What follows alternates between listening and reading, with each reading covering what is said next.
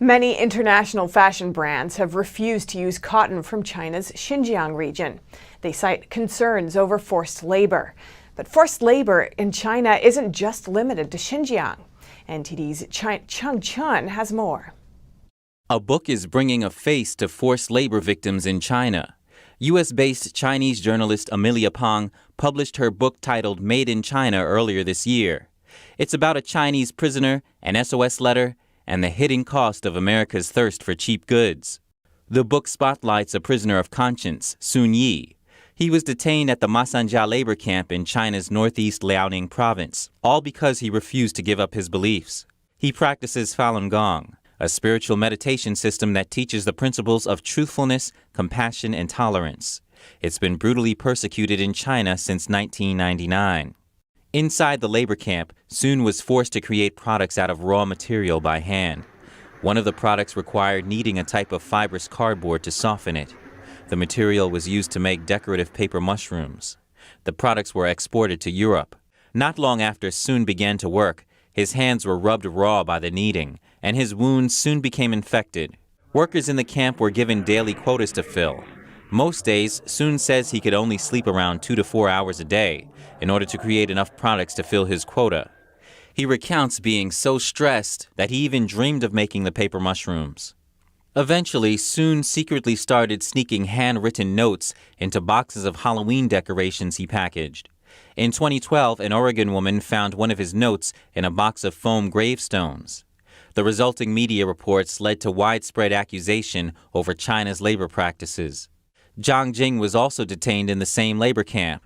She says she endured a similar experience. The raw materials used to make handcrafts were all made from cardboard.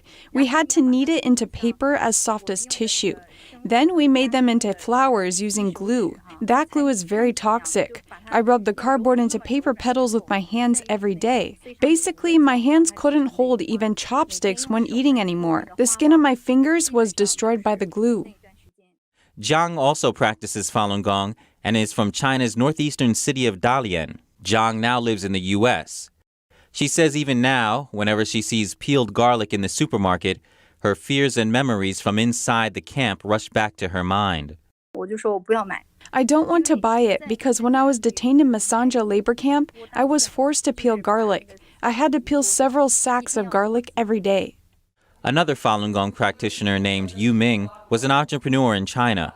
Because of Beijing's persecution of Falun Gong, he spent nearly 12 years in Chinese prisons and labor camps. He says slave laborers ranged from 16 to 70 years old. All of them were forced to work at least 12 hours a day. When there was too much work to do, prisoners were forced to work 24 hours, even 48 hours. Some prisoners were forced to sleep on the concrete floor or at their workstation. You said every prison, every labor camp, and every detention center in China has been transformed into a factory using forced labor, adding that every prisoner is now considered a cash cow, though many of them fall ill or die. The authorities do not check the prisoners' health at all. Even AIDS patients, prisoners with various liver diseases, or when prisoners catch a cold or run a fever, they still have to work on the assembly line. In her new book, Pang also explained that forced labor is far from the only form of torture used in the camps. In Masanja labor camp, Sun was often shackled by his hands and feet. At one point, he began a hunger strike to protest the abuse. But in response, he was force-fed through his nose. His mouth also was propped open by a metal gag, and hot sauce was poured into his eyes. In her book, Pang says global trade and Western supply chains have now become the Chinese Communist Party's biggest accomplices, and that consumers' pursuit of cheap products is fueling the flames. In 2019, Pang went undercover as a businesswoman and visited a drug rehabilitation center in Shanghai. She observed trucks there coming and going once every 2 hours, seemingly transporting goods out of the facility. Pang says her investigation revealed an important point. Foreign companies are able to investigate whether their partner companies in China are involved in forced labor, but instead they turn a blind eye to suit their personal interests. Pang believes Xinjiang is a good starting point to address the problem. That's because the Chinese regime has invested heavily in the region. It's also an important transportation hub for Beijing's Belt and Road Initiative.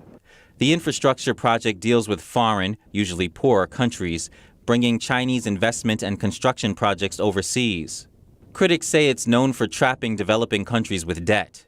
Chang Chun, NTD News.